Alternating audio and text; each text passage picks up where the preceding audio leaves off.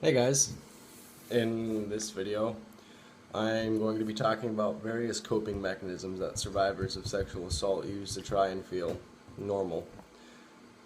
This is an extremely personal and emotionally loaded video, not only for me to make, but for those that will be watching this. So, you've been warned.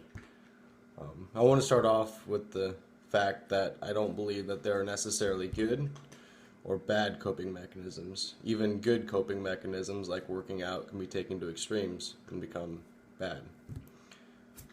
Exercise induced anorexia. Perfect example right there. Instead, I prefer to use the term healthy/unhealthy coping mechanisms. My own personal definition for these are fairly simple. Healthy coping is doing something that builds our own selves up.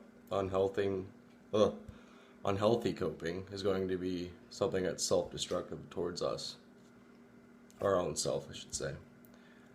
I know that we would all like to think that we would choose things that build us up instead of tearing us down, but the brain, in a state of trauma, more often than not, chooses unhealthy coping mechanisms in an attempt. Lord, I can't talk tonight. Sorry, guys. To manage the very intense emotions associated with sexual assault. I'm going to touch on unhealthy coping first. Examples of this include substance abuse, whether it be drugs or alcohol, self-harm, sleeping around after an assault, having a strong urge to sleep around, um, eating problems, and this includes restriction, binging, and purging. I will start off with substance abuse because for me it's the most personal. It was the first thing I turned to, and honestly, I still continue to struggle with it at different points and times in my life. Substance abuse, what is it? According to MedicineNet.com, it's defined as the overindulgence in or dependence on an addictive substance. Why do we abuse substances? Well, there are several reasons. We fall into this trap. Just a few of the reasons include the following. We just want to feel better, or we're trying to numb out and escape the pain. The fear that family or friends won't understand, we're confused or self-conscious about the situation that we find ourselves in, or we just may be lacking a strong social support system. How do you know you're abusing a substance? If you find yourself giving up activities and hobbies that don't involve substance use, avoiding friends and family that criticize your substance use, find yourself lying about how much of a substance you use, or you're performing poorly at work and school, or whatever role in society that you're supposed to be filling because of your substance use, then you might have a problem. My substance of choice was alcohol. I drank because I wanted to feel better. I tried to numb and escape the immense psychological pain I was in. I was terrified that my friends and family wouldn't understand. I was confused and self-conscious. I felt like the phrase, "I was sexually assaulted," was branded across my forehead. Eventually, when I moved to Iowa City, I ended up lacking a strong support system, which wasn't good for me. However, thankfully, I never turned to drugs at this point in time. Well, besides nicotine. I think a small part of me knew just how addicted my personality is, and that if I turned to more quote unquote hard drugs, then, well, I'd have a very serious problem. Sorry, this is one of my longer videos, probably my longest. Anyways, that's enough about me. Let's move on to eating and the various problems associated with food. According to RAIN.org, anorexia or restricted eating is characterized by restricting caloric intake and or self-starvation that results in excessive weight loss and has a damaging effect on overall health. On a not so random side note here, personally like to think of it as Caleb's video making pro tip number 183.5. If you haven't checked out rain.org, I highly recommend taking a look. It has a fantastic wealth of knowledge about sexual assault and the problems that survivors face after the fact. So, once again, rain.org defines binging as the act of eating without control or response to normal hunger cues. And one more time. Rain.org defines purging as a cycle of binge eating and purging of food in some way, such as laxatives or self-induced vomiting. I think I can count the people on one hand up to this point in time in my life who know that I've struggled with all three of these in the past. In Iowa City, it was mostly restriction, coupled with a binge episode. This would happen about once a month or so. I restricted and then binged because I wasn't in control of a damn thing in my life. But I could have a small measure of control over what I ate. And now that I say that out loud, I realize how screwed up it sounds. Don't get me wrong, I liked having an 8-pack. It's great. But my mental state was complete shit, especially after a binge. Self-harm.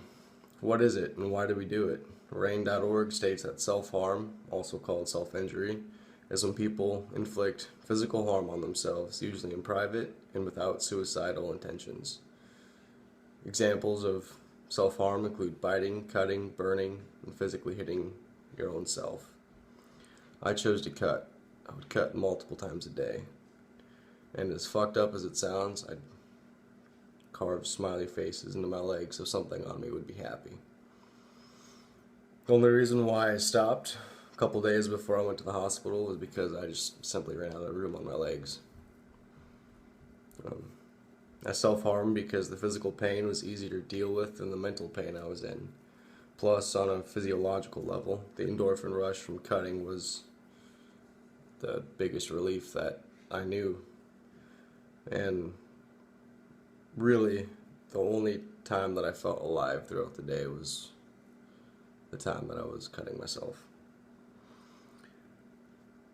The last coping mechanism is one that I was really not aware of until just recently, actually. Sometimes survivors of sexual assault become extremely, well, in PG terms, promiscuous. I found the following statement. It's not really a definition as to why this occurs on KRIS.Hannah.wordpress.com, and it goes as follows. Some survivors can become hypersexual following assault as a way to reassert a measure of control over their sexual relations.